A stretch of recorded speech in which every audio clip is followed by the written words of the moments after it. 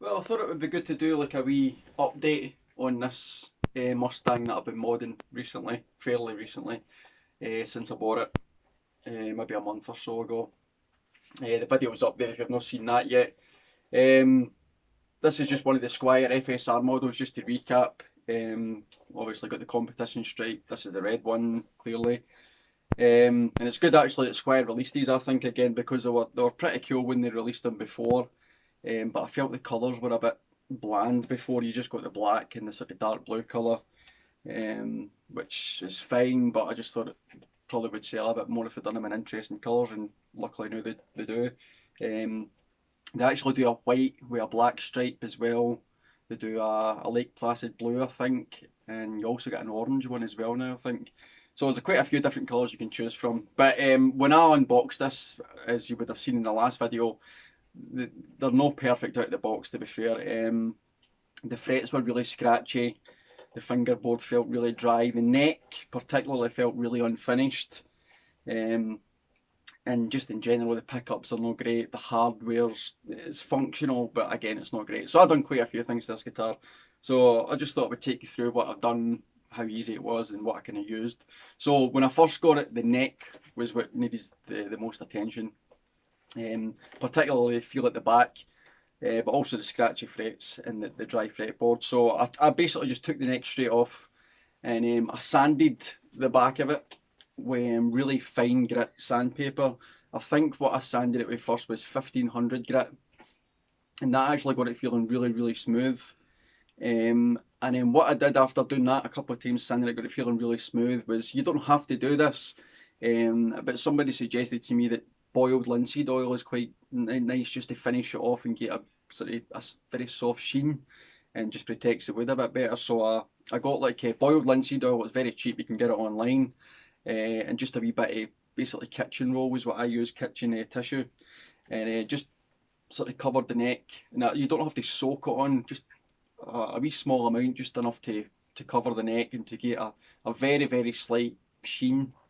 Um, and I left that to dry for a couple of days. If you're going to go down that road, though, just be aware that linseed oil you need to watch, because when you put it onto a rag or a cloth or anything like that, and you use it to put it on, don't just throw that rag in the bin, because it can spontaneously combust. It generates heat by itself, and if you put it in a bin or anything like that, it can actually cause a fire, and has done for a lot of people. So just watch that. What it advises you to do is, when you're finished with the rag or whatever, soak it in some soapy water. I don't know the science behind what it does, but apparently it sort of neutralises it or something. Whatever. I done that anyway. Got it all soaking, left it for about an hour or so, and then just threw it in the bin. It was fine after that. But again, just be careful, because I don't want to be held responsible for any fires. So that's what I did. Just really, really soak it and discard it safely. So anyway, I did that. I covered it in linseed oil. It had a nice wee sort of soft sheen. And then what I did after that, just to, because it felt just very too sort of kind of glossy, if you know what I mean. It gave it a wee slight gloss, so I got 2000 grit sandpaper after that and gave it another final sand, and now it feels absolutely lovely. You can feel that the wood has got a bit of a layer of protection there. That rough, unfinished feeling is gone, which I really didn't like. It feels nice and smooth, fast, so that was that. I got the back of the neck done fine. After that, it was just the fretboard, so what I used was just a wee touch of lemon oil. Just, you don't need a lot. Covered the fretboard in that, and also I used the stuff which is called Monty's Guitar Food. Monty's is a pickup manufacturer, a pickup builder. He makes boutique type pickups, really, really good. So you should check them out. And he sells this stuff called Monty's Guitar Food. It's like a kind of waxy type substance. You use it in fretboards and other parts of the guitar. I think you can actually use it all over your guitar if you want, any wood parts anywhere. So I put some of that on the fretboard and then buffed that off. Before that though, what I'd actually done is the frets were really scratchy, so I used a fret polishing kit and gave each fret a really good polish and got it nice and shiny and smooth feeling, which made a huge difference, because the frets really were very catchy and scratchy. When you tried to bend in that, you could feel it sort of scratching against the frets. So I did that, conditioned the fretboard after that, put on the Monty's Guitar Food, buffed that off, and the fretboard is feeling absolutely fine, nice and smooth. Your fingers aren't rubbing on it like it sometimes happens when it's really dry.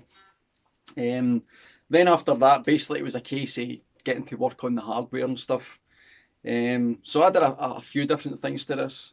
I put a different pickup in the bridge. I like the Seymour Duncan JB and these guitars, just it's a Ricky Bain thing, you know, but it's a nice pickup for that kind of thing. I think of these as wee kind of like rocker guitars, you know, and that's a great pickup for that. So I put a JB in there, and in here I had an old neck pickup line about for an old John 5, Squier John 5 guitar that I bought before Telecaster, which was an HH.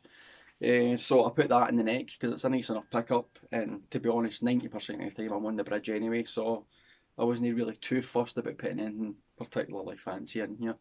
But it's a nice enough pickup.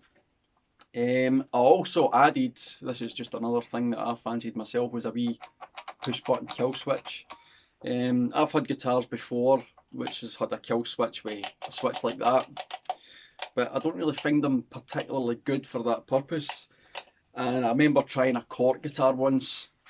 It was one of the Matt Bellamy guitars, and that had a push button kill switch up here. I think I was setting it up for somebody at the time or fixing something on it, and I found it really a lot better to use. So you can buy these on eBay for about £5. Really easy to fit as well. The hardest part is actually making the hole in your pick guard for it to go in. But it's just two wires. It comes with a wee diagram telling you what to do. Very simple. If you can use a soldering iron, you can do it in a few minutes, 5 minutes or whatever. So I put that in there. Still just the standard three-way selector here. I left the switch in it. It feels fine. I was going to put a switchcraft in, but the way I see it, if it's functional and it's working and you're not having a problem, then you know, why change it? The pots are just stock. In fact, the pots are stock as well, actually. I also put a treble bleed circuit in there. Again, you can buy that for about £3, easy to install. I prefer it because I put them in all my guitars regardless. Because if you roll back the volume, you can find if you don't have that, you lose quite a lot of top end. If you always have your volume at 10, you probably don't need it. And I also put in an orange drop tone capacitor. Again, that's just something I do pretty much as standard. One of the big things I noticed about this guitar when I first got it as well, it didn't really resonate that well, you know. It just felt almost like a toy a wee bit, and it just didn't feel particularly good. I didn't really feel the guitar resonating. So I thought about changing the entire bridge, but I was finding it hard to get a bridge that was a top loader like these ones, because obviously you've not got the holes at the back to string through the body. But to be honest, the bridge plate itself is fine. I found the biggest problem was the saddles. So I picked up a set of Goto saddles that were a direct replacement on here.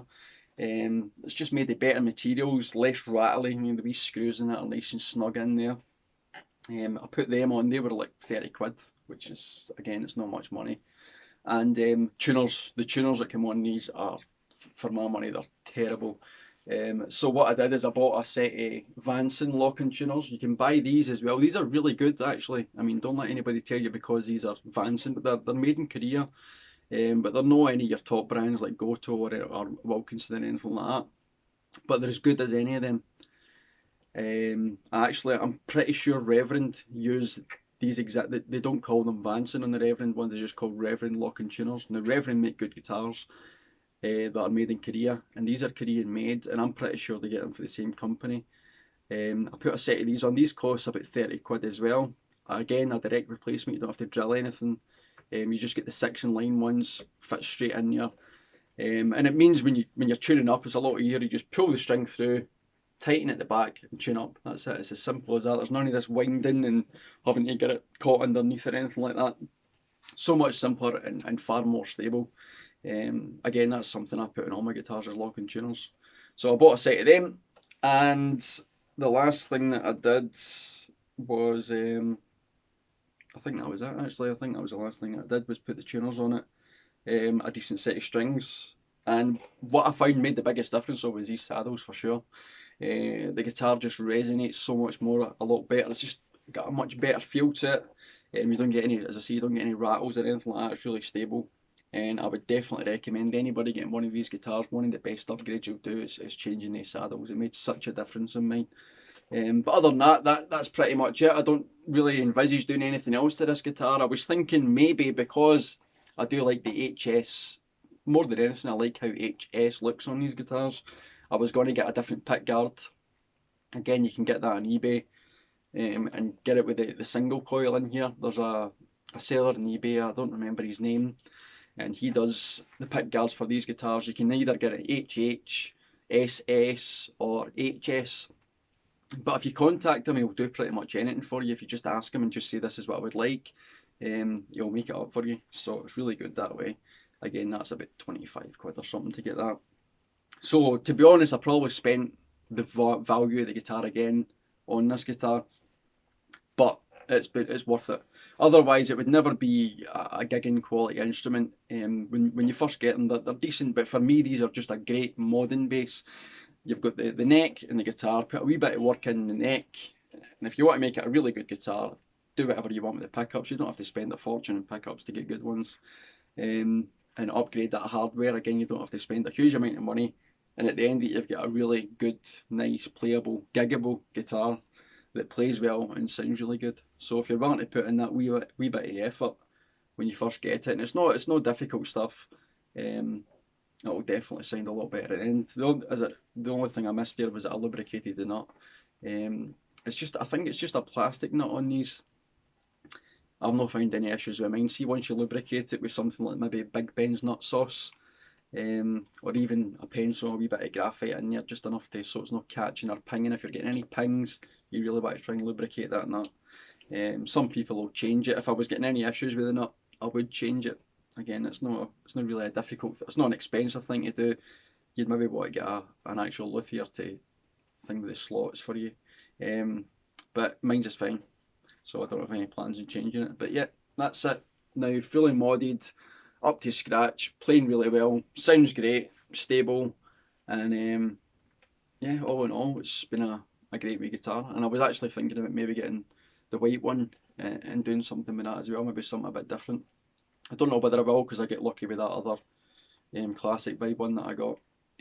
But yeah, there it is. So if you're ever thinking about getting one and you're wondering what you might want to do to improve it, just have a wee look at this video. And if you're interested in anything that I did, or any of the process of how I did it, just drop me a wee message in the video, and I'll be happy to talk you through or advise you in anything you might want to do to try and get it playing and sounding a bit better. So there you go, the FSR Bullet Mustang.